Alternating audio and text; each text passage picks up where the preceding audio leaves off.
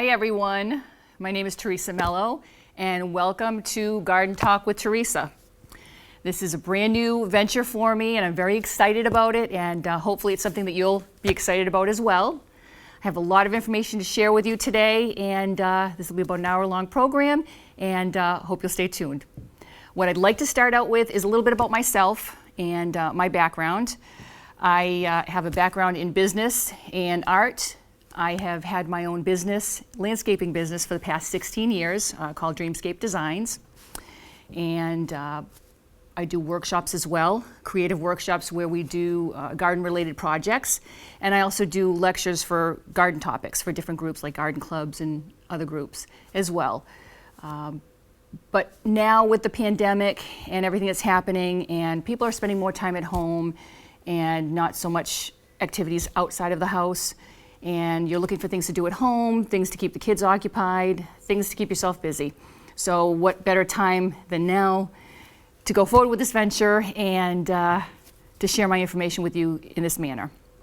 So hopefully you'll enjoy what we have to share with you. And I'm going to go over some of the different segments that we have on the show. We'll be having some special guests, and they're people that are experts in various fields, local organizations, charities. And you can also send in your requests, whether it be for any of the different segments. There'll be a Q&A that you can send in your feedback to and questions. There'll be workshops and projects that we'll be doing that you can actually send in your requests for as well. And I'll go over that in a few minutes. The Q&A segment, again, you can send in your requests. We can answer them on the air. Anything that doesn't get answered on the air will actually be posted on the Facebook page with the same name, Garden Talk with Teresa. So we'll have the Q&As listed there as well. In fact, any information that is shared on the show will also be provided on the Facebook page as well. So if you miss it, you get to follow up with more detail on the Facebook page.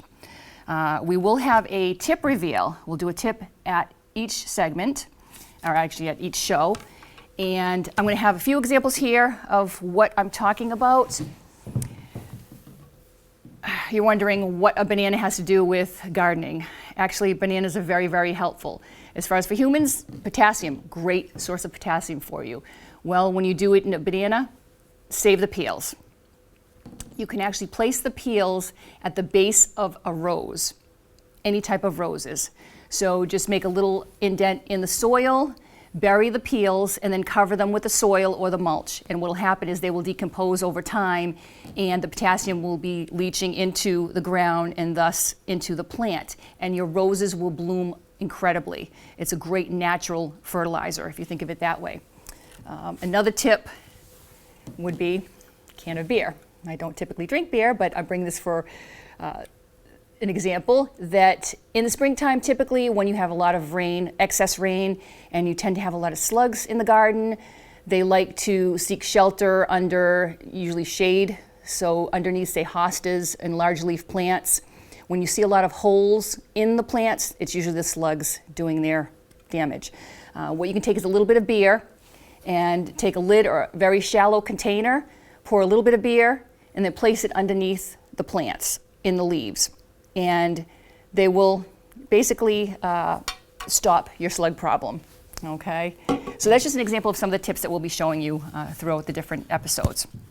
Another segment that I'm really, really excited about is called On the Road. We're actually going to be going to some remote locations, some very popular locations. Some I can mention to you today, others, they're just going to be surprises.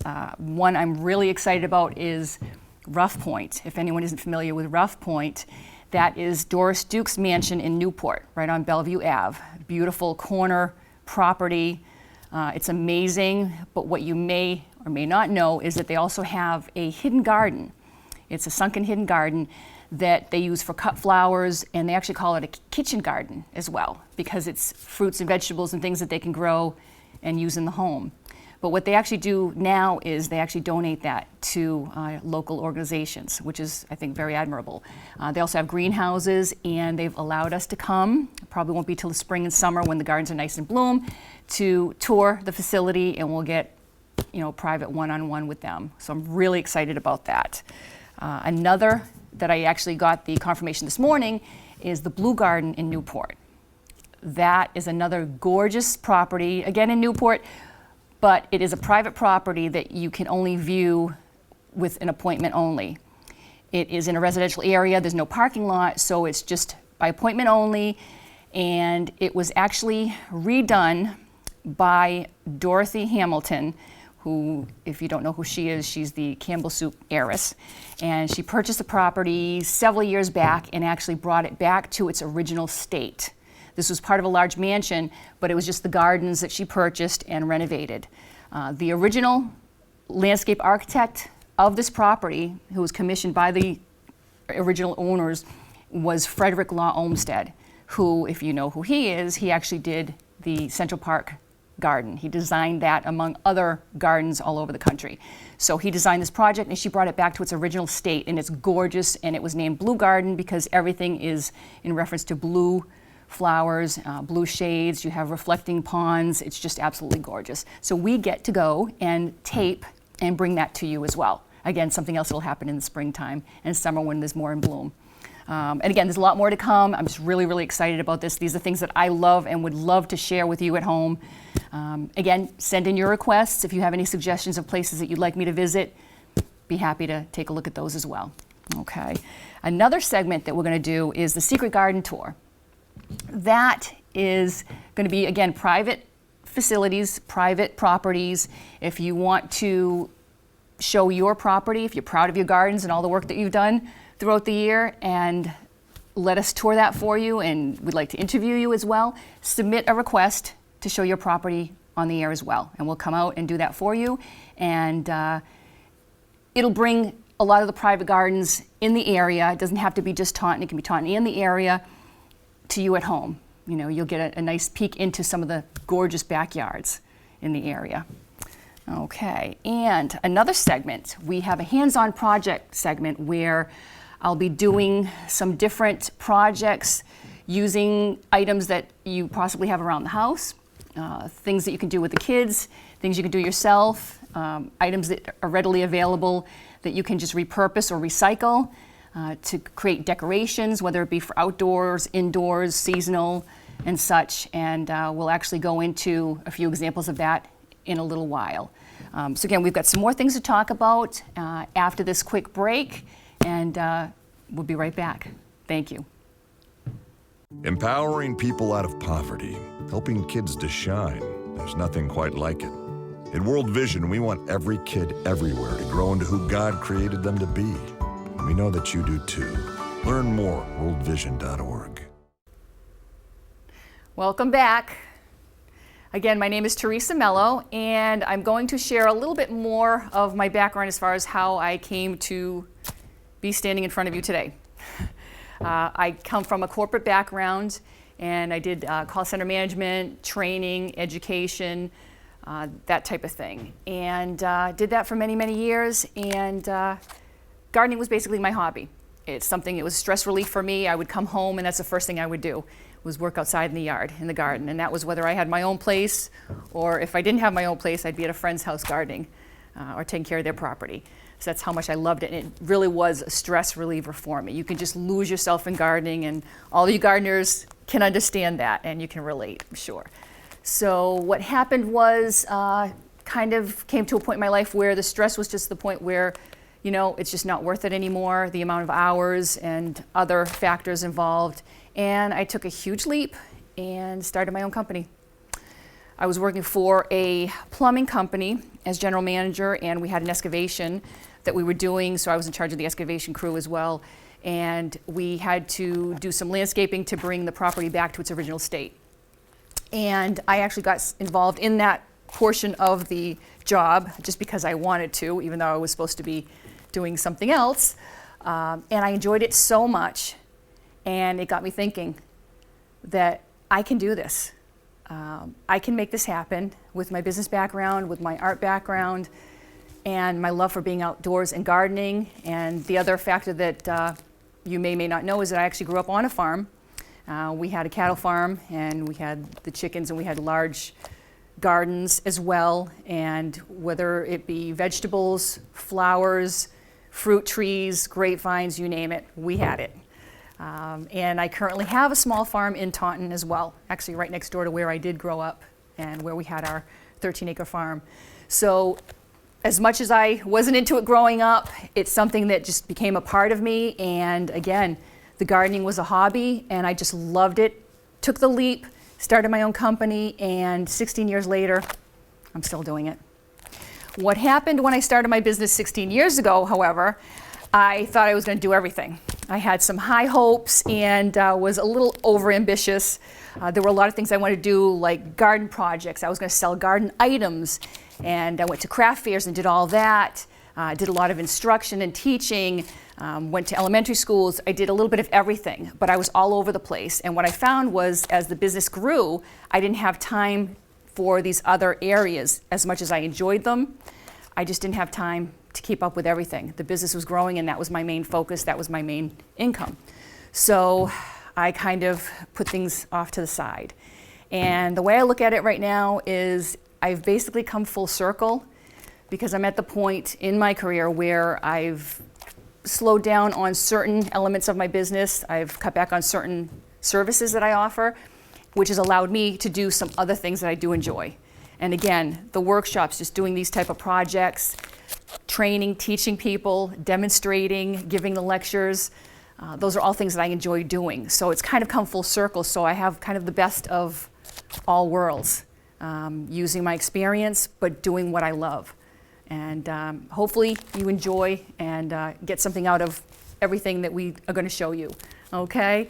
You're probably wondering why I'm holding a dryer vent, duct vent.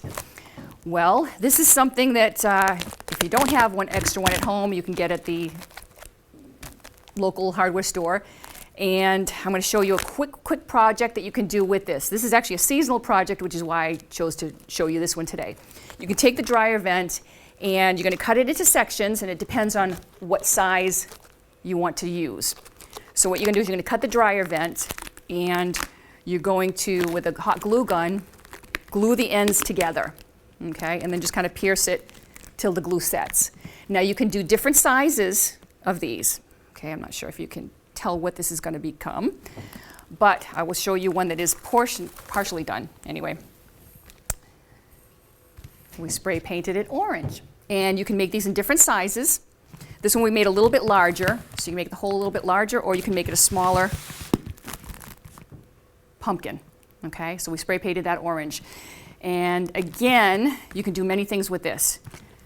You can decorate it. As you can see, I didn't spray paint the bottom so you can see what we had, what we started out with. But again, spray paint it with the orange. If you do a light spray paint, you're going to see the glitter of the aluminum shining through the foil. Otherwise, you can do a heavy coat and it'll be a solid orange. So what you have is something like this as your finished project. Okay, so that could be centerpiece for table, desk, or you don't have to stop there. You make the different sizes, as I mentioned before. So you take a larger size, you have an orange, mix it up a little bit, create a white one. So you have the white one, and then you can create a topiary. There you go. It's a cute little centerpiece, again, for an office, home, and you can put this indoor, outdoor. It's just spray painted, so you can sit it on a porch, deck, you name it. So that's one project, okay? And again, simple. It's something you do with the kids. Have the kids, be careful with the hot glue gun, but have the kids decorate the pumpkin with leaves from outdoors or anything that you have, extra floral materials that you have around the house. Ribbons, you name it. Just decorate it, dress it up. Another item that you may have around the house, again, from my past profession, have a lot of these laying around, these discs. Okay, what would you do with the discs? Well, cleaning out my office, finally, came across a stack of these. And a friend of mine had these on his yard, in his tree, and they make a gorgeous reflective ornament. What you can do is you can tie them together with the wire tie, or could be fishing line as well. And when the sun hits this, it's going to reflect and it looks beautiful. So you can tie groupings of, say, 2, groupings of 3, groupings of 4, 5, and then you hang them underneath different branches. The larger the tree, the better, because these are quite large. The only thing I would suggest is tie them close together so that the birds or any small animals can't get caught in between. Okay, but again, when this turns and the wind blows and the sun reflects on it, they look gorgeous. Okay, so again, look for your floppies. Let's see, another project. This is great for the kids. The kids will enjoy this. And again, it's using items that you have around the house. Spoons. Whether you use clear spoons, plastic spoons, or the white spoons, okay? And styrofoam balls, which you can get anywhere. What we have done here is made a cute little flower. So what you do is you take the spoons and you can paint the inside and the back side of the spoon, okay? And you break off the bottom part, so you only have about an inch or so underneath the spoon itself, and then you stick that into the styrofoam. And it's up to you whether you want to keep the styrofoam as a ball, or you can cut it in half, okay, and have a flat side on the back, depending on what you want to use it for. You can paint the styrofoam as we did here, and again, you can do different colors, you can match them, you name it. The possibilities are endless. Stick them on a skewer if you're going to use them indoors. Put the skewer right through the styrofoam ball, and you can stick it in a centerpiece in your home. And this is just household paint. It isn't for outdoors, but this project and these items, just as an example, I've had them outside since the beginning of the summer. And you can tell they've held up pretty well. So you can just use regular paint. It doesn't have to be outdoor paint, and you don't have to spray it with any type of vinyl to protect it. It'll stand up pretty well. Instead of a wooden skewer, I would use something either metal or plastic so that that doesn't decompose. And you can put this in a window box or in a pot. And again, you can do a grouping of several different ones, and it's a great project to do with the kids.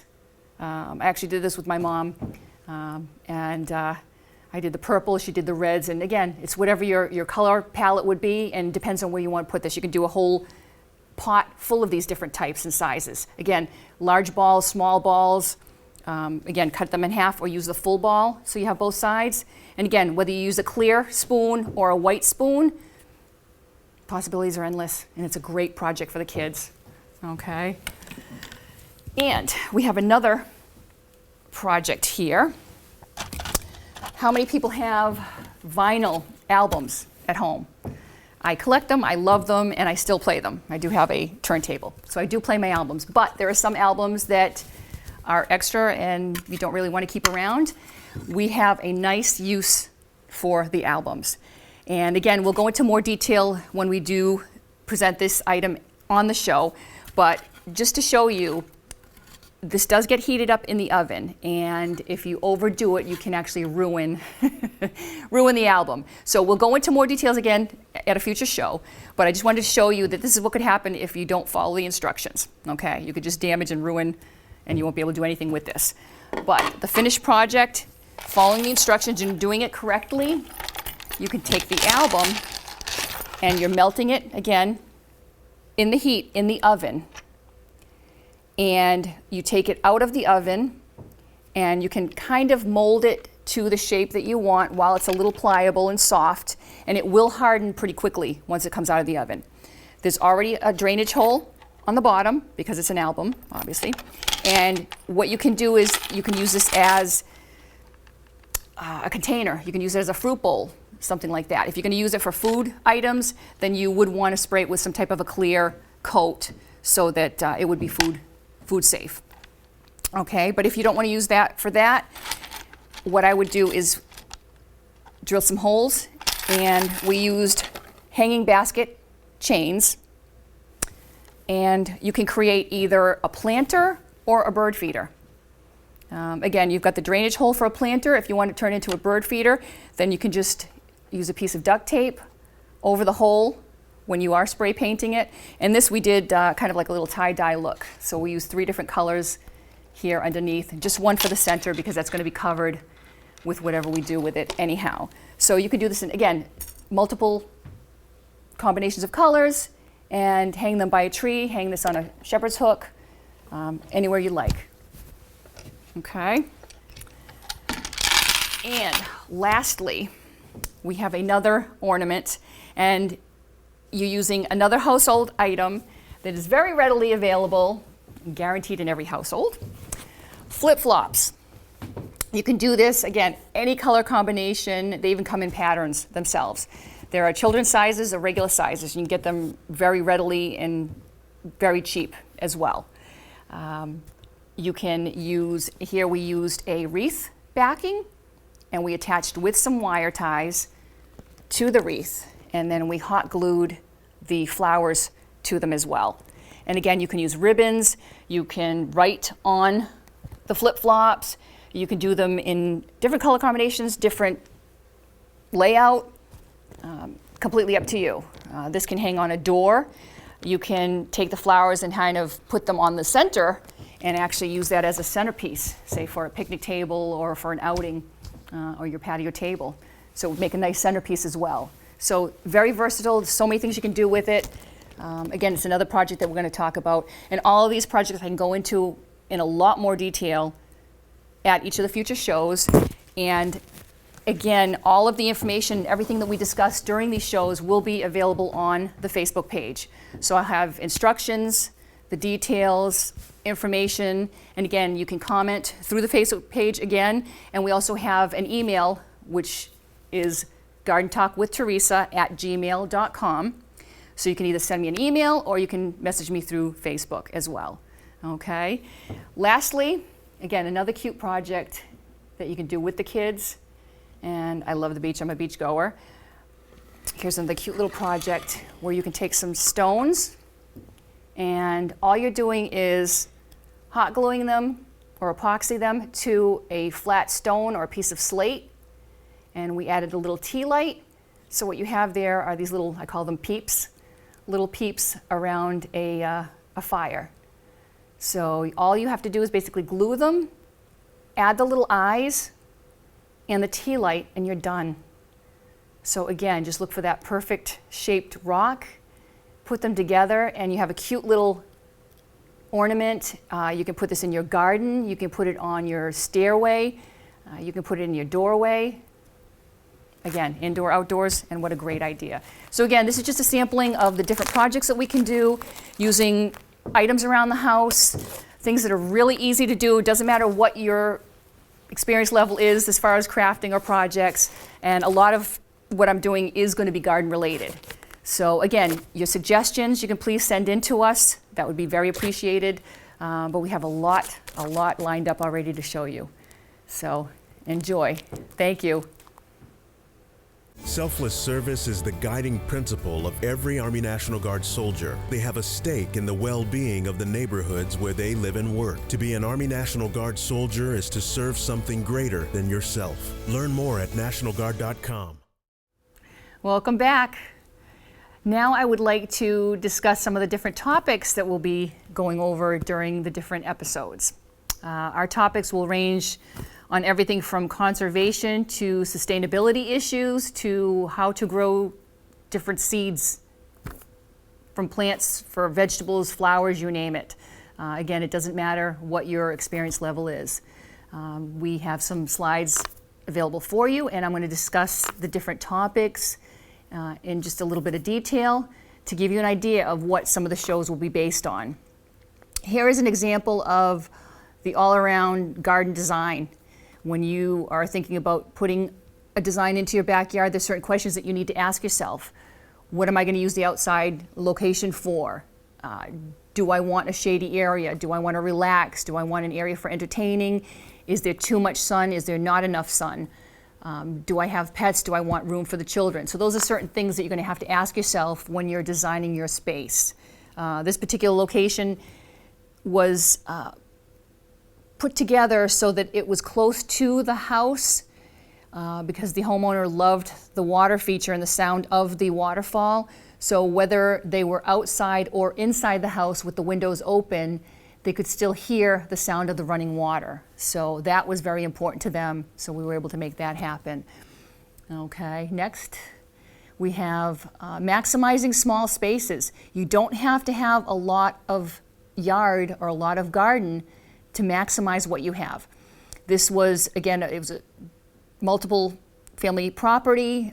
It was all parking lot, so they had very little space for gardening. So we maximized that by using, it's a shady area, so we used shade plants and added some different artifacts and different items to kind of dress it up, and made a cute little focal point, and actually utilized some of the materials that were on the property as well. So again, you can get creative with even just a small space. Okay, next. And this is an example of seasonal gardening. And we're going to do a lot with seasonal gardening, seasonal decorating, whether it be with artificial or real plant materials. This is giving you an example of how you can change out the same areas each season just to give you that fresh, updated look.